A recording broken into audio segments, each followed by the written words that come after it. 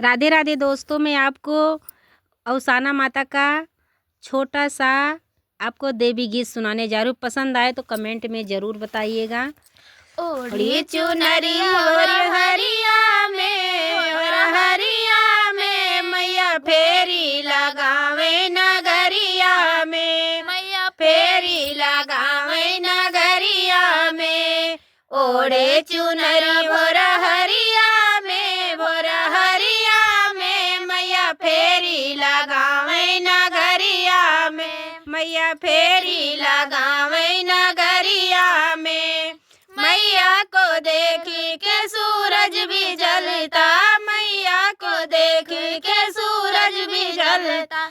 छिप जाए काली बदरिया में मैया फेरी लगावे नगरिया में, मैया फेरी लगावे नगरिया में।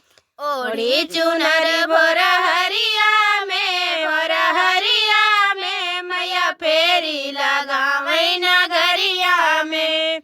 मैया को देख के वायु भी जलता, मैया को देख के वायु भी जलता, वायु भी जलता रे पानी भी जलता, वायु भी जलता रे पानी भी जलता। रोड़े पसारे डगरिया में मैया फेरी लगावे नगरिया में, मैया फेरी लगावे नगरिया में। ओढ़े चुनर भोर हरिया में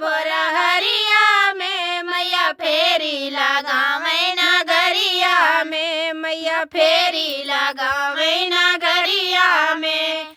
मैया को देखी के धरती भी जलती, मैया को देखी के धरती भी जलती रे अंबर भी जलता, धरती भी जलती रे अंबर भी जलता। सेवक पे दाया नजरिया में मैया फेरी लगावे डगरिया में, मैया फेरी लगावे डगरिया में। ओढ़े चुनर भोर हरिया